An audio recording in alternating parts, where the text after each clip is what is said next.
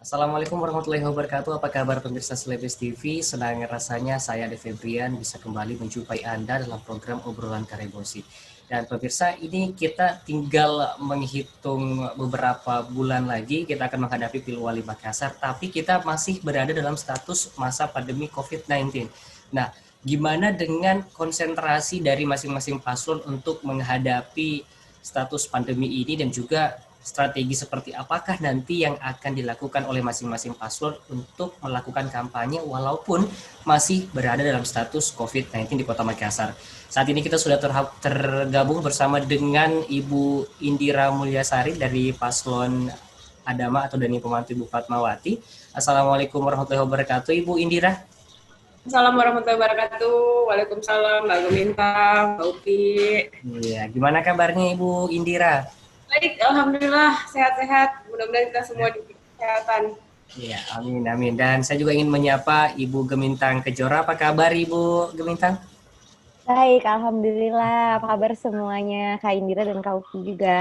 Oke, dan terakhir saya ingin menyapa Ibu Upi dari Paslon Dilan. Assalamualaikum warahmatullahi wabarakatuh, Ibu Upi. Waalaikumsalam warahmatullahi wabarakatuh. Gimana kabarnya Mbak Indira sebagai Mintang? Apa suaranya kedengaran nggak ini? Ya, kedengaran. Oh ya, siap. Oke, baik.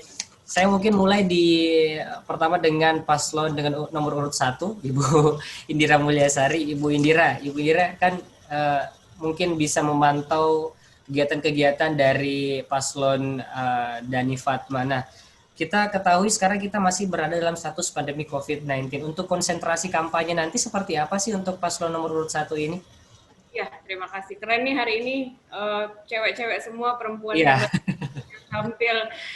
Iya, jadi untuk pasangan Dani Fatma, kami mulai kampanye itu pertanggal 1 Oktober kemarin. Jadi memang kesulitan kami adalah kami betul-betul meminta tim untuk menjaga ketat lokasi pada saat kami turun. Metode yang kami gunakan memang masih metode konvensional, jadi pasangan Dani Fatma tetap turun untuk bertatap muka, kemudian ada metode door to door juga, tetapi again kami meminta memang dan sekaligus menghimbau masyarakat bahwa kami ini berkampanye di masa pandemi. Tentunya penyelenggara juga sudah mengeluarkan aturan-aturan yang memang harus kandidat taati di masa pandemi ini. Makanya kami tetap mengikuti aturan-aturan tersebut. Jadi kami menyediakan masker untuk warga yang datang jikalau mereka kebetulan datang hadir untuk bertatap muka dengan kandidat tanpa memakai masker. Kemudian protokol COVID yang lain juga kami jalankan tentunya dengan termogan, kemudian hand sanitizer dan juga tempat untuk mencuci tangan dan tentunya dengan batasan maksimal 50 orang tanpa anak kecil, tanpa manula dan tanpa ibu hamil. Baik Ibu Dira, apakah tidak ada tambahan masa begitu atau partisipan yang hadir pada saat kemarin tanggal 1 itu? Tidak, jadi memang sebenarnya euforianya memang berbeda, tetapi tentunya masyarakat kalau melihat kandidatnya turun kan mereka semuanya pasti berbondong-bondong mau melihat langsung, tetapi makanya kami betul-betul membrief tim kami secara ketat untuk memblok, jadi memang betul-betul hanya 50 orang dan tentunya dengan jarak, jadi adapun tambahan itu betul-betul kami minta pengertian dari mereka, nanti kita akan datang ke tempat ini lagi mungkin dengan audiens yang berbeda, tetapi untuk acara kali ini memang betul-betul dibatasi hanya 50 orang saja. Oke, baik. Terima kasih Ibu Indira. Saya ke Ibu Gemintang. Nah, Ibu Gemintang ini kalau dilihat paslon Api Rahman ada yang namanya petugas-petugas bukan bebas COVID sih, artinya memang cewek-cewek ya gitu ya. Duta sehat ya. Ya, duta sehat. Nah, betul. Yang sempat ikut melakukan seperti sosialisasi ke masyarakat bersama dengan paslon Api Rahman. Nah, kan sekarang kita masih dalam status pandemi COVID-19. Untuk konsentrasi dari paslon nomor urut 2 ini sendiri seperti apa sih Bu Gemintang? Dari awal deklarasi memang concern terbesarnya pasangan Api Rahman memang COVID-19. Jadi kita sudah menyiapkan diri dari jauh-jauh hari untuk menghadapi kampanye di masa pandemi ini.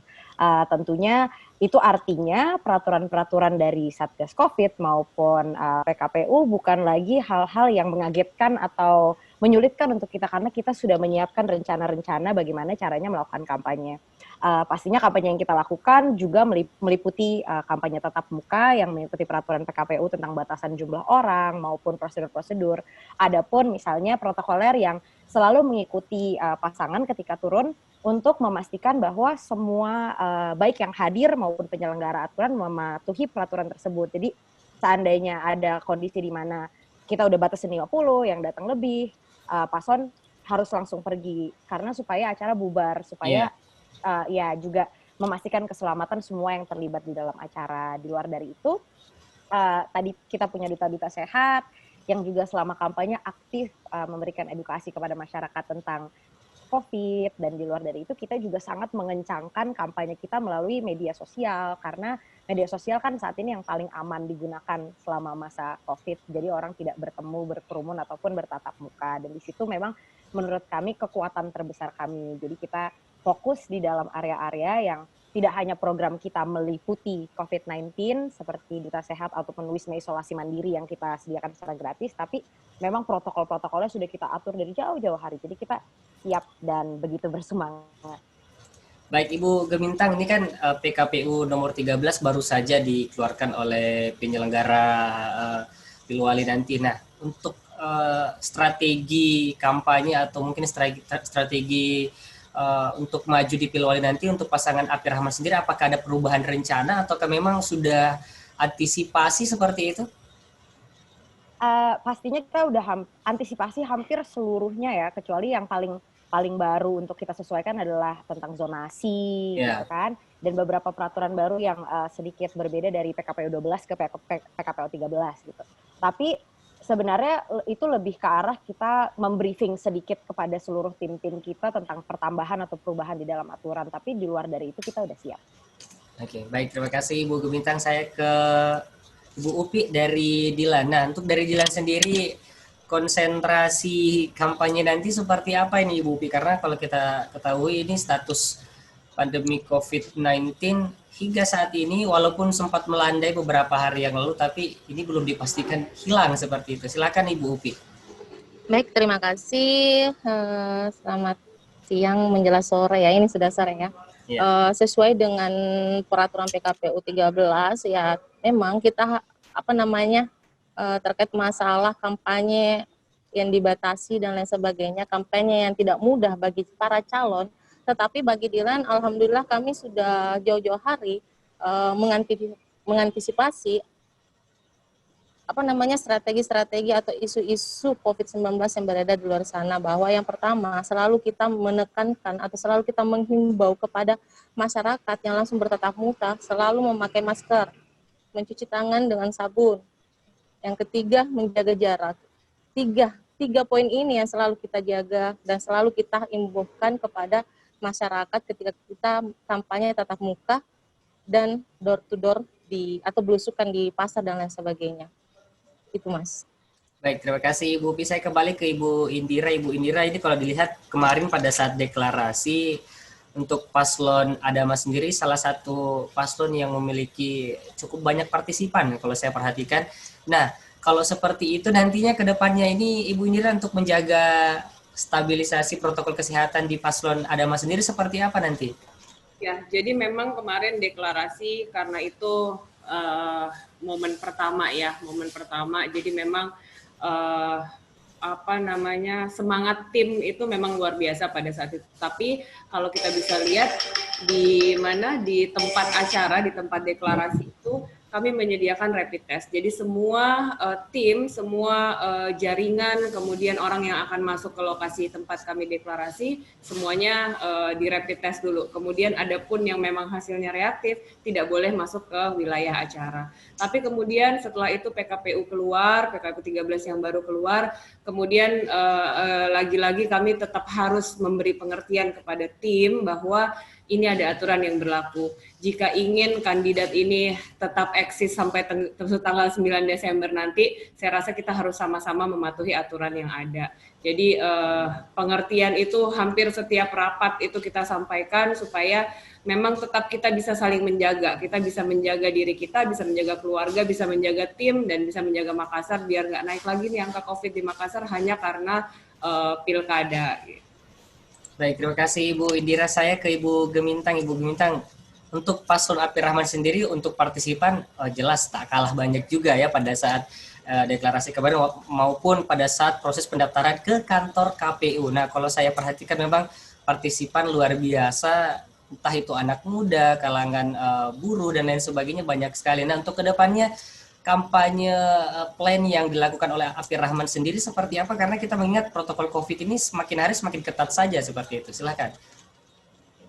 Memang dari awal kita juga sangat berterima kasih sekali sama animo masyarakat yang luar biasa dalam mendukungnya. Tapi kita memang sudah menyiapkan kalau misalnya ada yang nonton deklarasi kemarin, kita memiliki protokol yang sangat ketat baik di dalam ruangan maupun seluruh undangan dan panitia di swab test 3 hari sebelum kegiatan. Jadi memastikan bahwa semuanya bebas dari COVID-19.